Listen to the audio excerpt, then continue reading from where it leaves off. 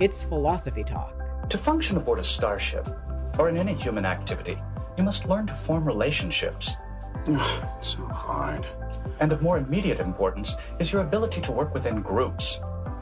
As robots integrate into our lives, how will they figure out how to interact with us socially? When one of my friends is distraught, I have learned that the thoughtful thing to do is to attempt to make him feel more comfortable. Robots have a hard time reading subtle cues like body language, eye gaze, or facial expression, things we pick up on automatically. Is that what is known as a poker face? Are you playing or not? Can social intelligence be taught to a non-social being? Will there ever be a robot Mary Poppins? I am fundamentally interested in robots that help people. Our guest is computer scientist Elaine Short from Tufts University. The Social Lives of Robots. I enjoy pleasing humans. Coming up on Philosophy Talk. On Thursday, March 7th, join us for the next live recording of Philosophy Talk on the Stanford campus. We'll be thinking about Shakespeare's Outsiders with David Sterling Brown, author of Shakespeare's White Others. This event is free and open to the public. Everybody welcome. More information at philosophytalk.org. That's Thursday, March 7th, 7 p.m. at the Stanford Humanities Center. And gentlemen in Stanford now abed shall think themselves accursed they were not here.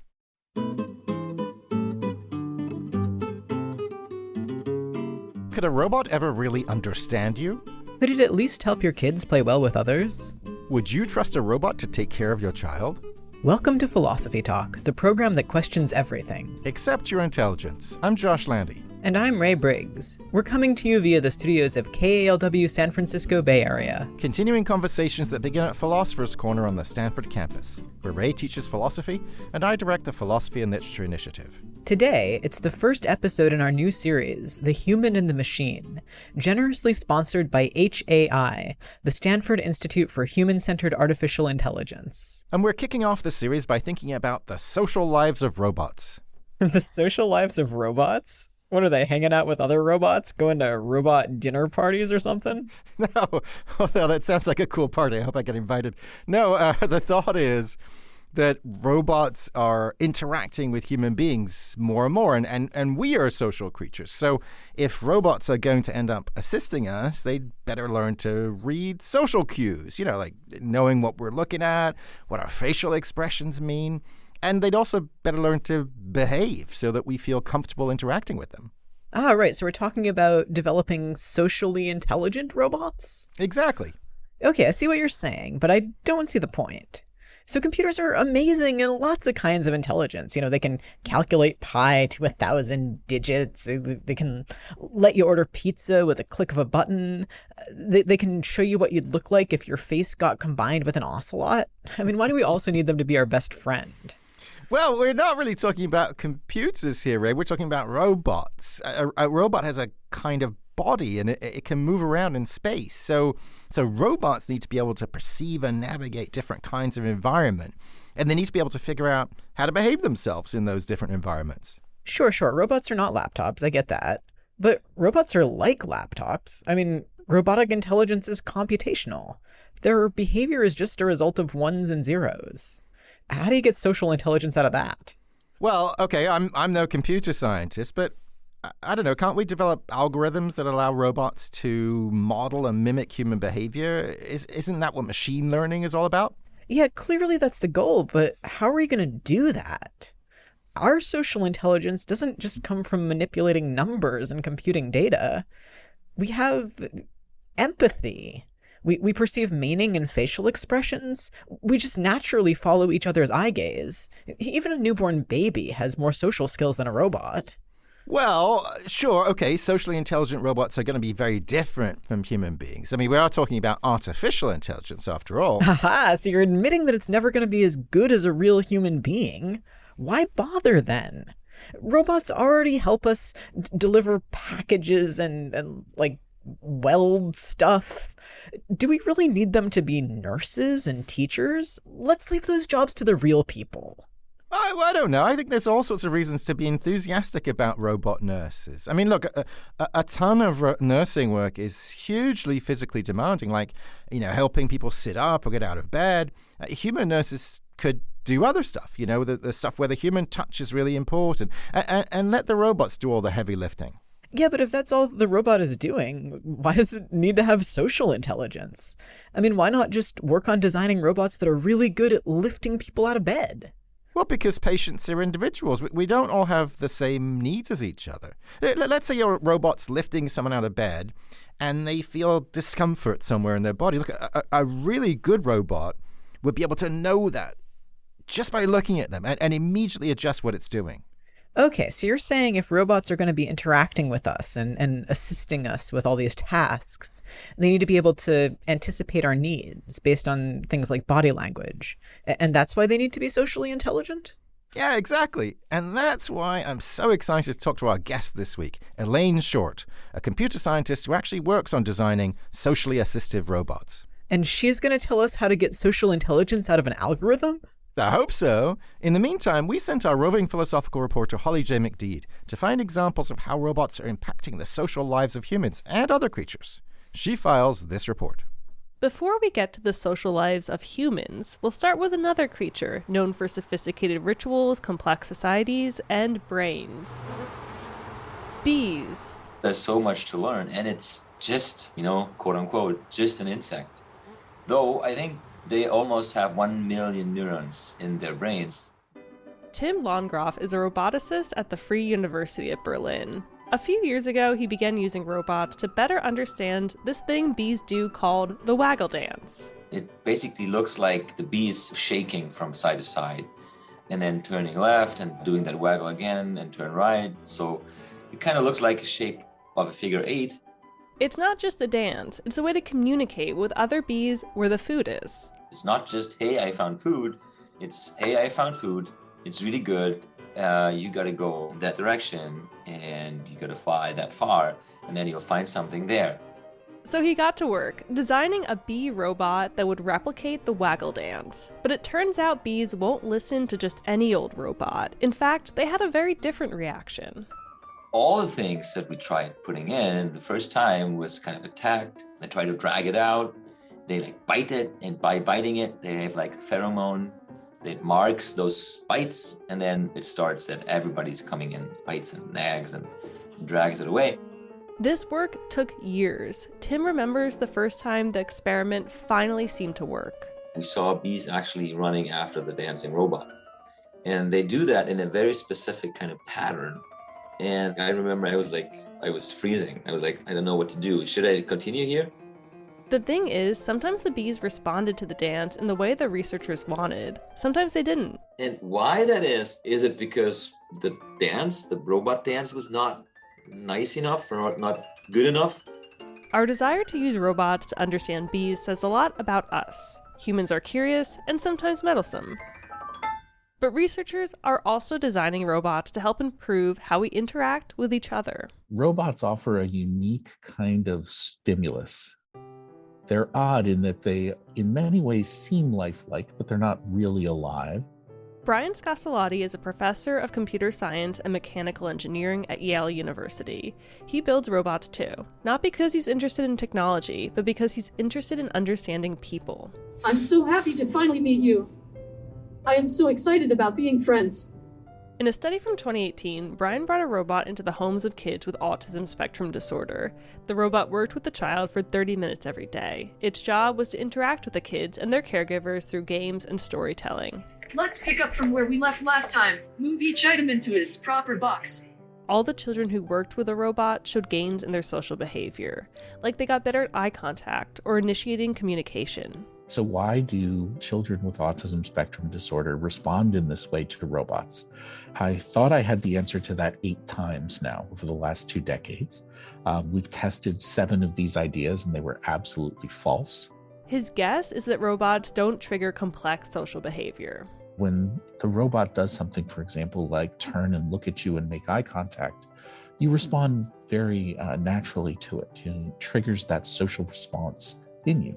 But it's not so socially complex that you feel embarrassed by what the robot thinks or feel that the robot is judging you in some way.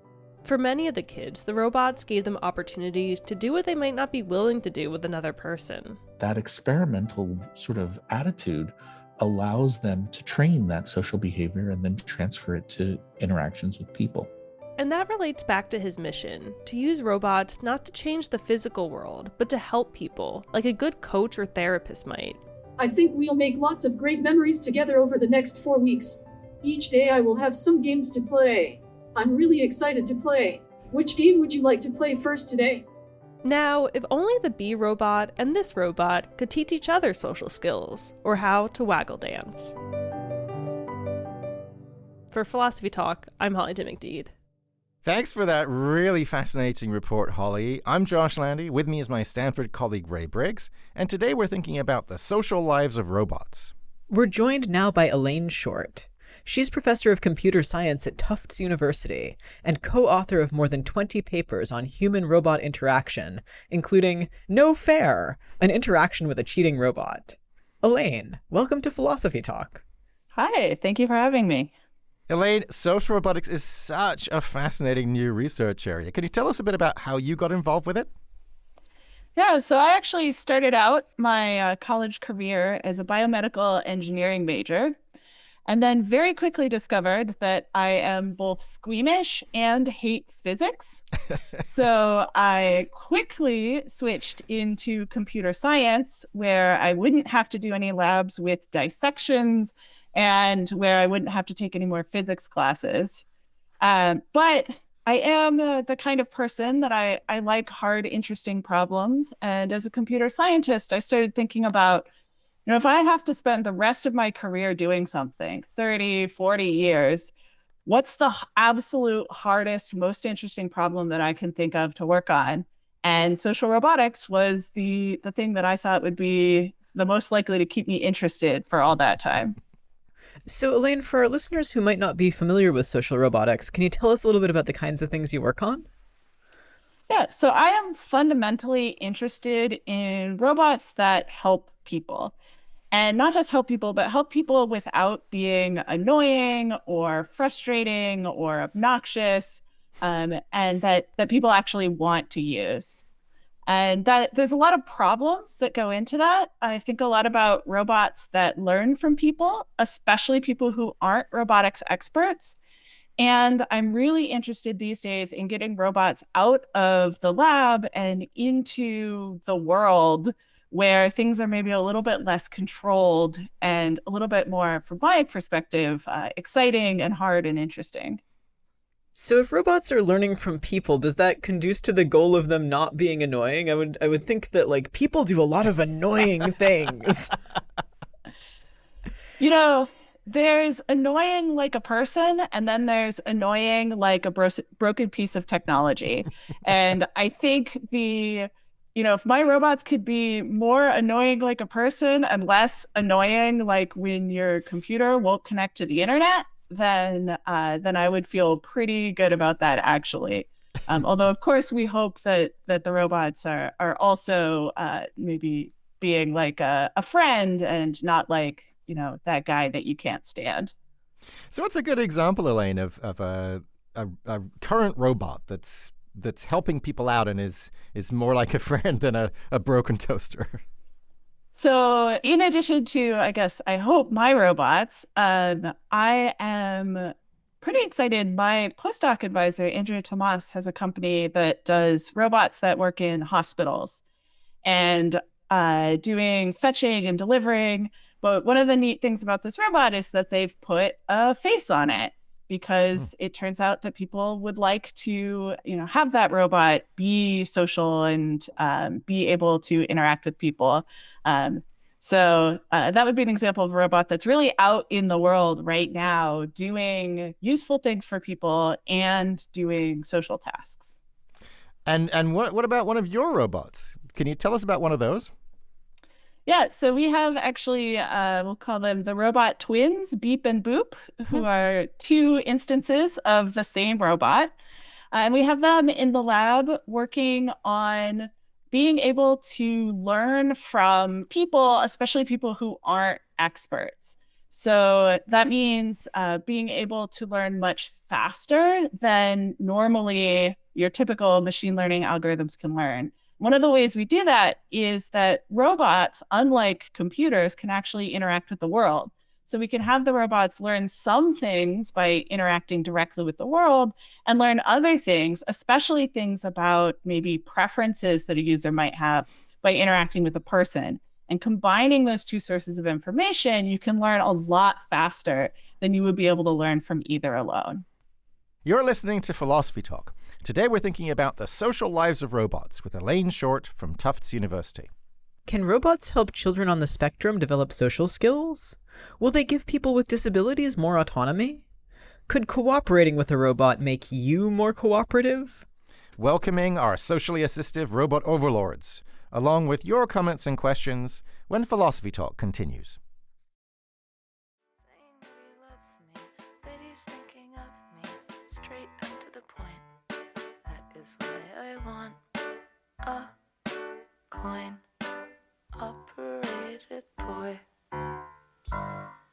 Love at the drop of a coin. Now that's social intelligence for you. I'm Josh Landy, and this is Philosophy Talk, the program that questions everything. Except your intelligence. I'm Ray Briggs, and we're thinking about the social lives of robots with Elaine Short from Tufts University.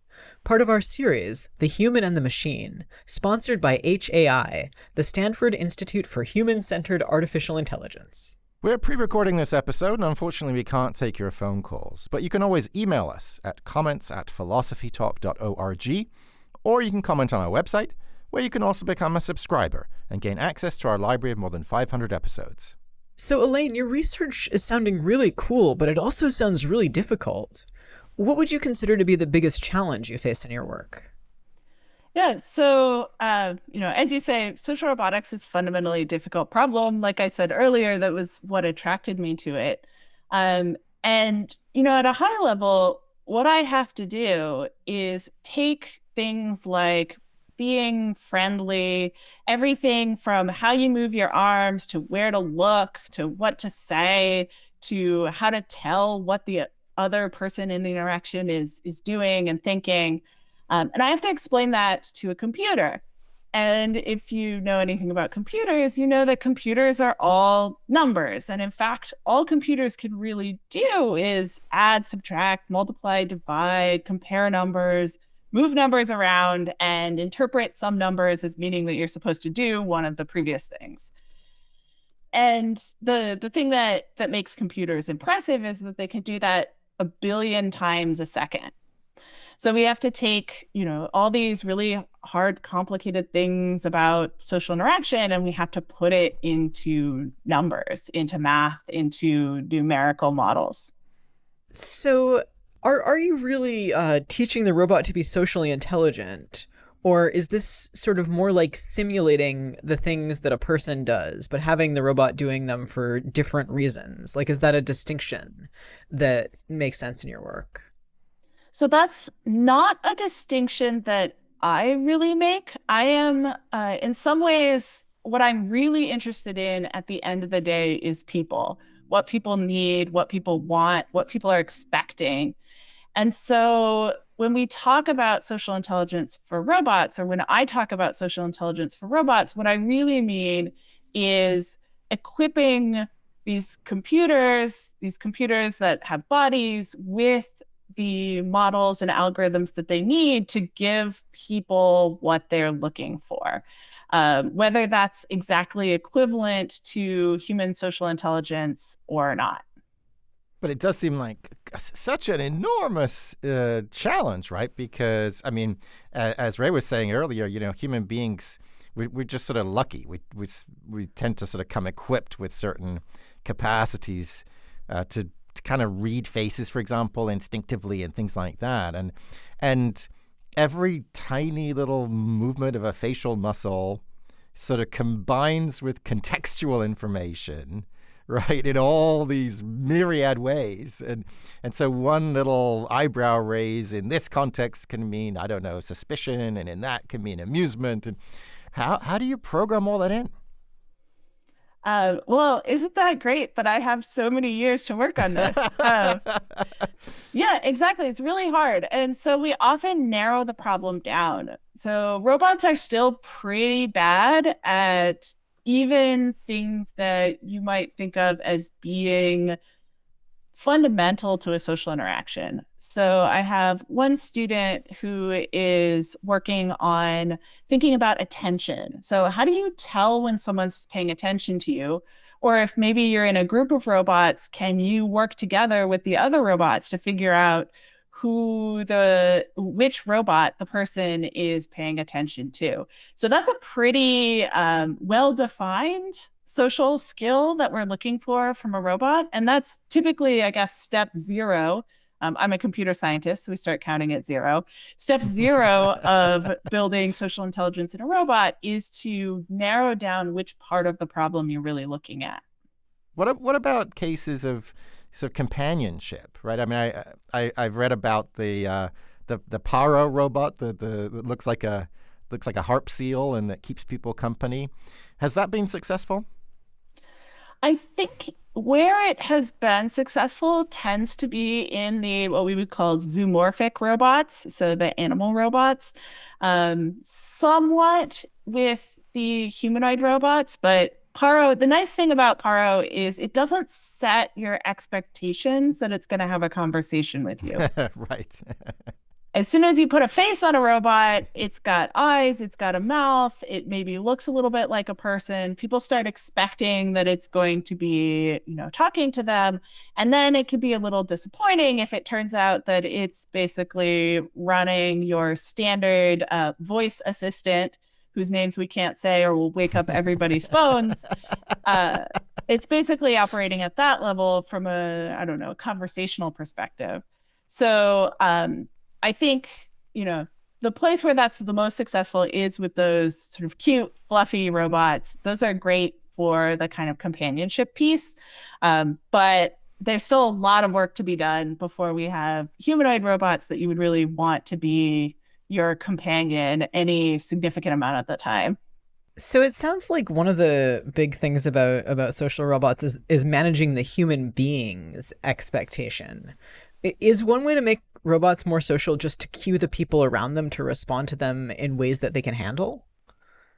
Yeah. So I think you don't even need to add the word expectations to the end of that. You can just say one of the hardest problems in social robotics is managing the human.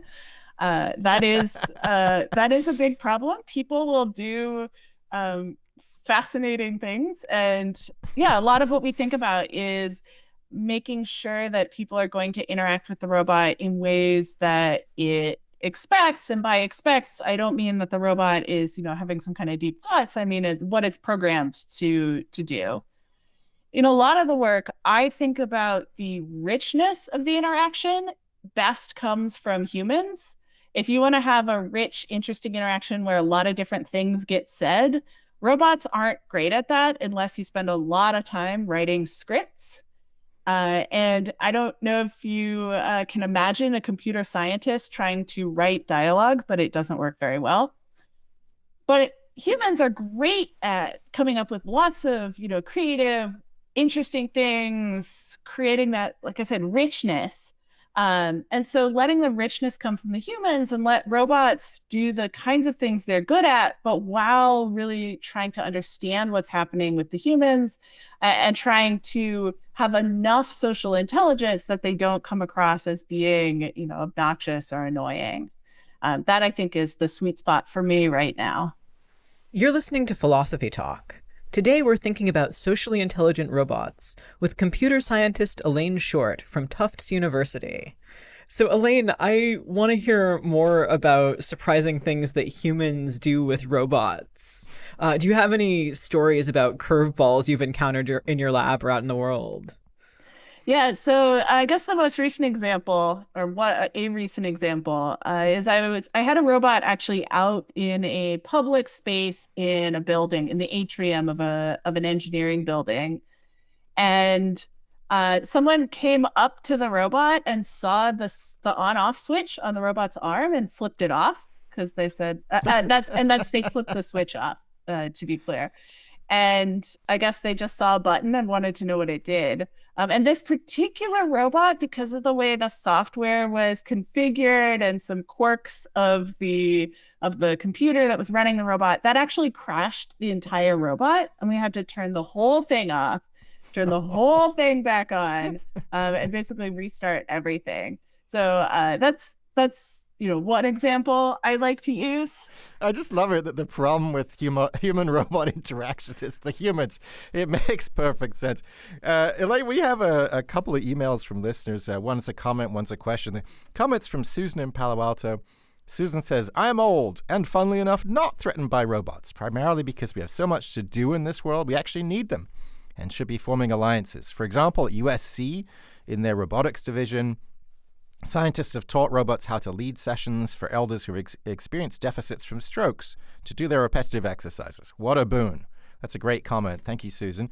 And we have a question from Bernard who says, aren't AIs basically just math equations made into a computer program? They're taken to know more about us than we do ourselves by way of data farming and algorithm building. But Bernard's skeptical about this. So what do you think, Elaine? Can any algorithm really capture the full range of the human experience? Are we making a mistake in trusting algorithms too much? Yeah. So first, I want to thank Susan for the comment because she's actually describing a paper that I worked on. So I definitely appreciate that. I agree. That was very cool research. Yeah. So I think it comes back to, in robotics, there's a weird tension between the media, popular science, sci-fi conception of robotics and what robots are actually capable of. So when you say that a robot is a collection of algorithms and data and models, I think, yeah, exactly. That's the point, right? The point is that we are building models of social behavior. And I think the disconnect happens in that people expect, well, because it has a lot of data and because there was a lot of computation that went into it, that it's somehow now more intelligent than a human, which is really not the case. And it's often, robots are good, computers are good at the different things than people are good at. So they're really good at remembering everything that has ever happened to them exactly, right? We just write the video data to the hard drive and now we can go back and we have perfect photographic memory. But we really don't know what any of it means. And that, it turns out to be a really hard problem. So when people see a robot that does something really cool, that's hard for a person, or a computer that beats someone at chess or wins at Jeopardy, the thought is like, wow, that's so cool. But then you put a robot in a competition with a person at things like seeing the world and understanding it, or picking things up. And, most people, the person is going to win every time. So I guess I would say I think it's okay that it's algorithms. So that's the point. That's what we're trying to do. And don't let the sci-fi mental image of what robots are throw you off and think that somehow means that robots are superior in every way, versus we're trying to solve a hard problem with computers. Yeah, so I guess I want to raise a specific worry. So I totally agree. Strengths and weaknesses, right? You could have a robot assistant stay awake 24 hours a day, 7 days a week. How amazing is that for someone who has a lot of, needs, health needs or something like that? Conversely, I'd worry about some of the issues that have been sort of percolating about algorithmic bias, right? So there obviously is unfortunately, a lot of bigotry in our society. So if you just kind of, feed an algorithm data coming from, the internet or just sort of, a sort of cross section of the population, unfortunately, they can often end up making some pretty egregious mistakes. We've seen that with, facial recognition software, and, there was that medical chat bot that was designed that ended up telling a suicidal patient to end their life. And so I wonder, is that something you're worried about specifically? In other words, in cases, for example, where you have a robot that's designed to help a kid on the spectrum develop social skills, is that something that worries you? How are we going to design it so that its algorithm is sort of socially sensitive? Yeah, so I think the nice thing that people who spend a lot of time with machine learning algorithms know is we sometimes saying is garbage in, garbage out. But it really means you have to think deeply about what you're modeling. Remember, I said step 0 is to narrow down the problem. Part of that is when you say, oh, I'm going to model this thing, I'm going to imitate. What am I imitating? And is that actually what I want? So, you brought up the example of autistic kids, and, many autistic adults prefer the identity first language over person first language. So I'm going to use that. But we could have a whole separate conversation on that. And, the question becomes, what do we mean by train social skills? How do we do that in a way that is supporting, for example, the neurodiversity movement, that is being just and good and doing good in the world? That sort of comes in at the defining the problem stage. And so, I think a lot about trying to get more diversity into robotics, more diversity into computing. And I think that that's just so incredibly important for making sure we're framing these questions in the right way to start out with. That when we talk about, we're going to build a facial recognition model, we take a look at the data that's going into that and make sure that that's actually what we want to model.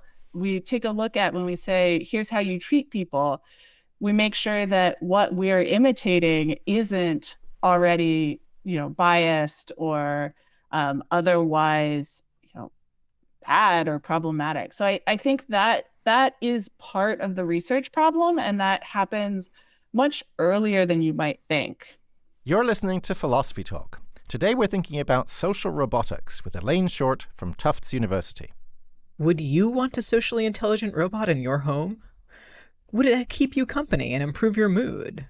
Or could it get hacked and reveal your most personal data? The future of social robotics, plus commentary from Ian Scholes, the 60-second philosopher, when Philosophy Talk continues.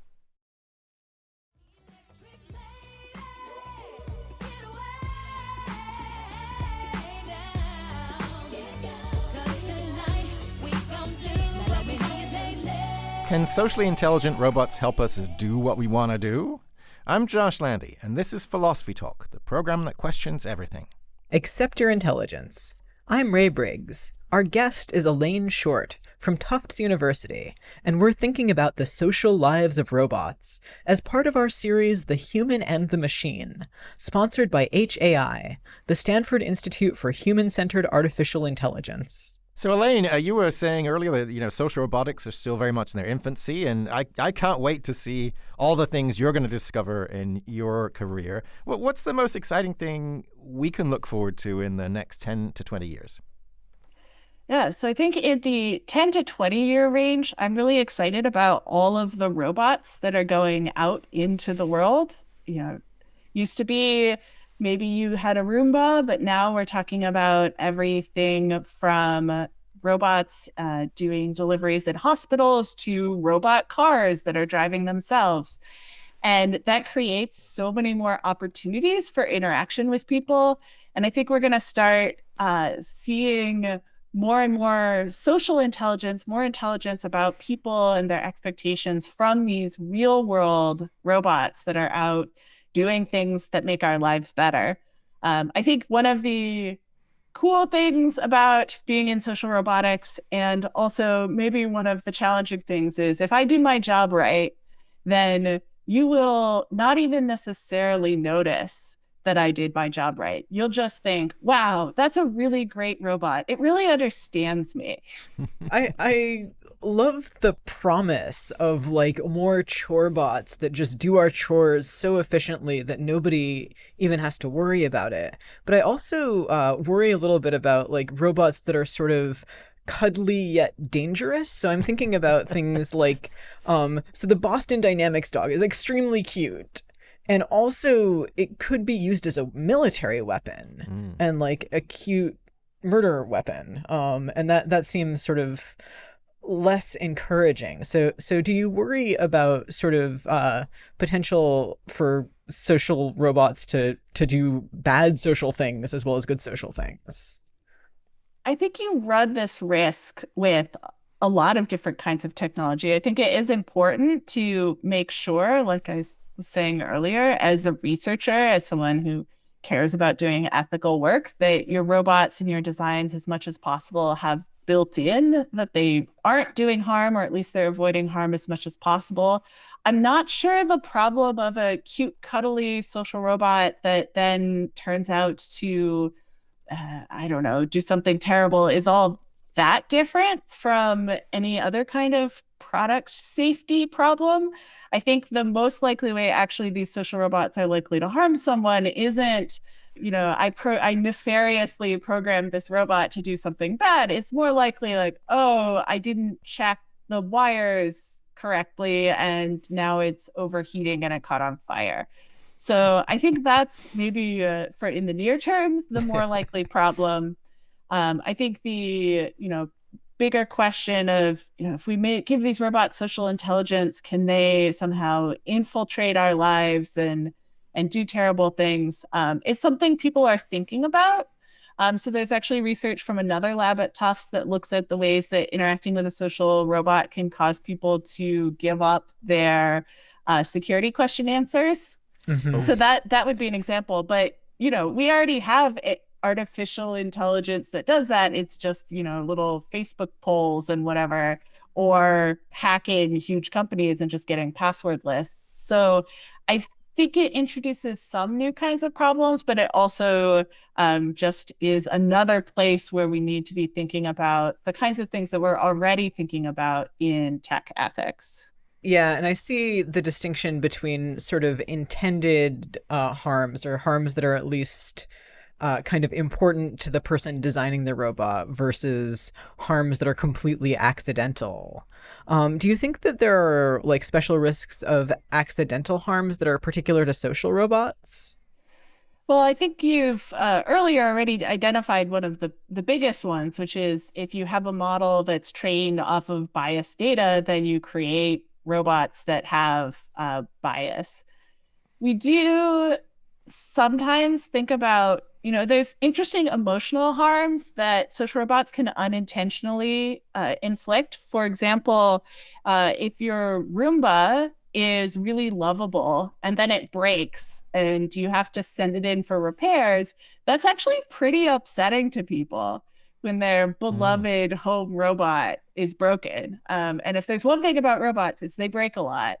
So that kind of unintentional emotional harm is probably one of the things that is particularly unique to social robots, because they elicit these social feelings and people can feel like they have a relationship with it. In our work, when we have a robot, we're doing a study, for example, that has an end date. We have to think about how do we take the robot away without hurting people. So we might have give a picture of the robot at the end, that says, "It's been great hanging out with you," that kind of thing. So that could help to mitigate some of those kinds of harms. Yeah, you're making me sad. It must be for some like the death of a beloved service animal. That'd be really tricky. I have a different kind of question for you. I have to admit that I'm very excited by this technology. I mean, in so many different ways, right? So Susan's point about stroke patients having a kind of coach, and then, folks with dementia having a kind of guide and monitor, and the kids on the spectrum having a play partner who can help them develop certain kinds of social skills, and folks with depression getting a companion. I mean, this is all immensely exciting to me, as long as we can solve some of the problems we've talked about. My question's about the moral questions, that come out of this. You might think in some ways it's a moral blessing in a sense, because we can reasonably ask robots to do things that would be unreasonable to ask of a human, like, as I said, to stay up 24 hours a day, 7 days a week, to help us when we have a need, or something like that. Do you think there are any moral downsides or other sort of moral issues that come up for you in this field? I can think about downsides in a minute, but one of the things that I mentioned that I'm interested in disability and I'm interested in disability rights. One of the things I think is really interesting about robots as assistive technologies is the ways in which they are not people, that having a personal care assistant can be very detrimental to one's independence. And you basically end up in this weird situation where you either have to sort of ask a person to not be a person. So you say, okay, you're doing all these things for me, but I'm going to treat you sort of like an extension of my body and not think too much about you as having a lot of agency, which is problematic in one way. Or you end up in a situation where you are damaging your own agency, right? There's this other person and they're doing things for me and they're making decisions about what I am and am not allowed to do. And that's problematic in a different way. And so the nice thing about robots is it's totally okay to have the robot not have its own agency or not have to be, in some sense, fully subservient to a person's needs. And I think for disabled people, that can be really powerful. So that's something, maybe not so much on the moral challenge side, but that's something that when I think about, robots and their sort of moral potential, that's something that I think is really interesting and I'm excited about. That's really cool, and it makes me want everybody to get the assistive robots that they need. Do you have thoughts about sort of how social robots could be sort of well distributed so that not only like do some people who want a robot have one, but like the people who they would help most get access to them? Yeah, that's a really thorny problem because we already have so many problems with distributing resources, right? Not everybody who needs, a personal care assistant gets as much time with their assistant as they need. Not everyone who needs a wheelchair accessible van gets one. I think to me, this is a question of sort of advocacy, maybe outside of the research sphere. And it is something I think a lot about and worry about.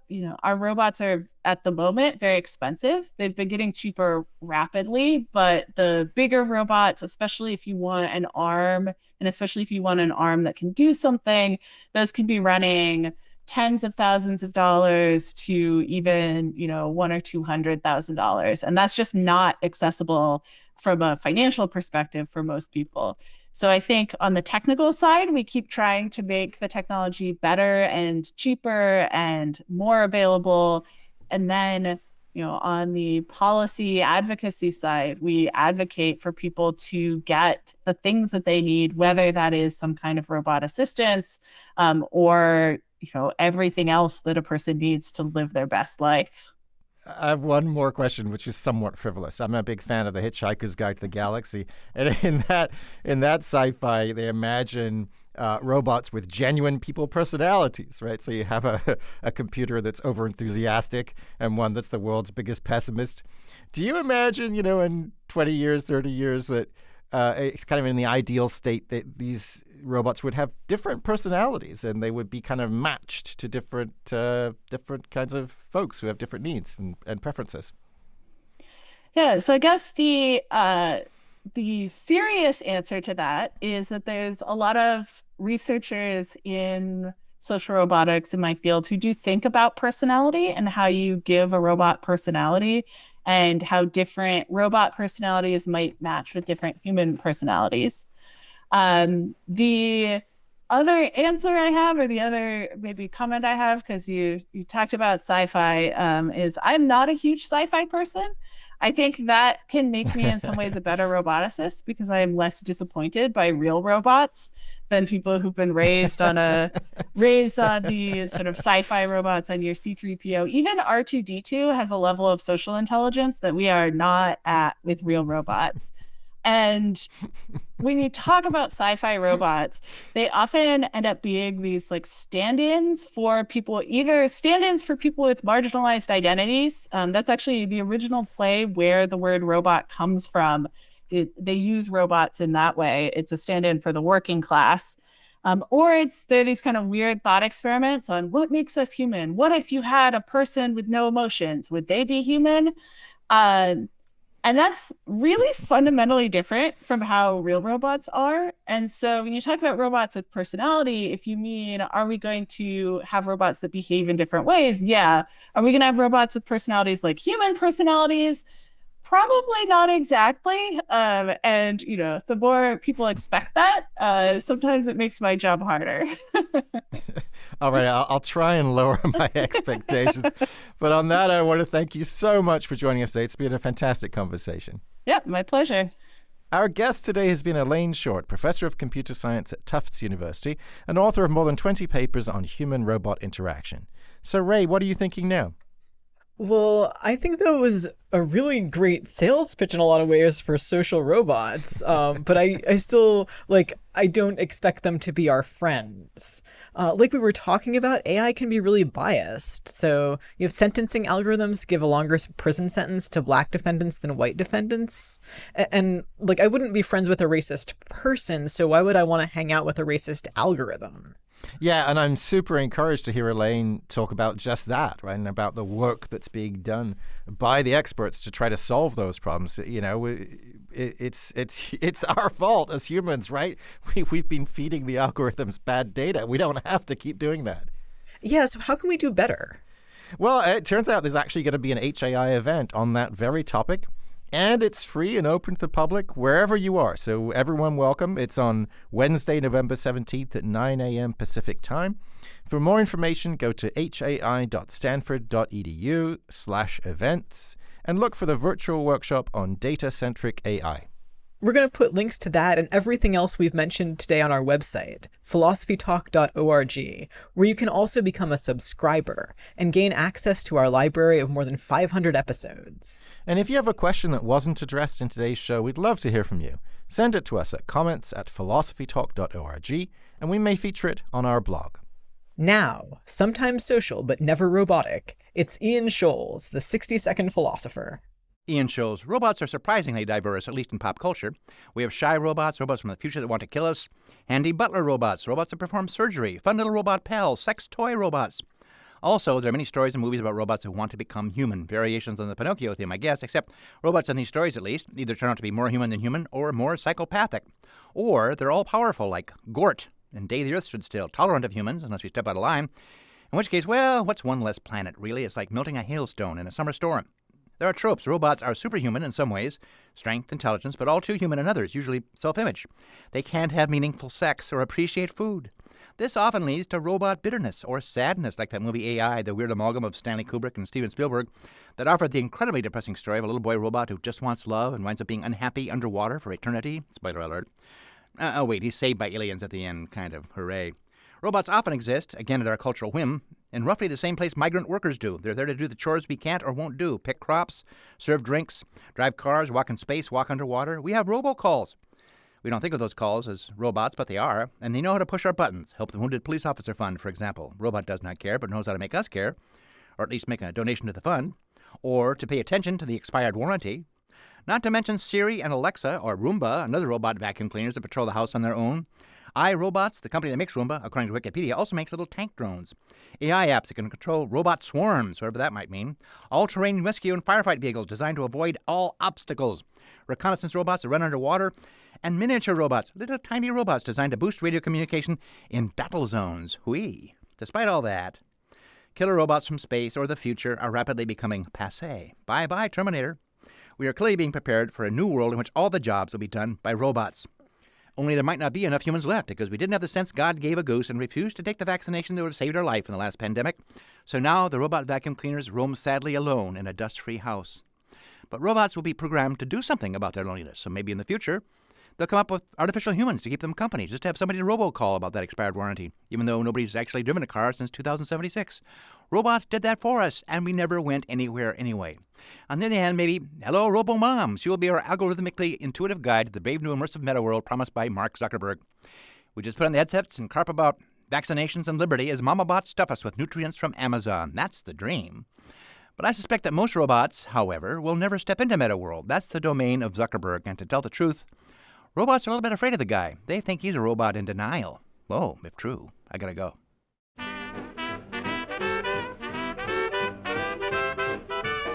Philosophy Talk is a presentation of KALW San Francisco Bay Area and the trustees of Leland Stanford Junior University, copyright 2021. Our executive producer is Tina Pamantuan. The senior producer is Devin Strolovich. Laura McGuire is our director of research. Thanks also to Merle Kessler and Angela Johnston. Support for Philosophy Talk comes from various groups at Stanford University and from subscribers to our online community of thinkers. Support for this episode comes from the Stanford Institute for Human-Centered AI. The views expressed or misexpressed on this program do not necessarily represent the opinions of Stanford University or of our other funders. Not even when they're true and reasonable. The conversation continues on our website, philosophytalk.org, where you can become a subscriber and gain access to our library of more than 500 episodes. I'm Josh Landy. And I'm Ray Briggs. Thank you for listening. And thank you for thinking. I think Meta is a good name. Meta. Facebook is no more.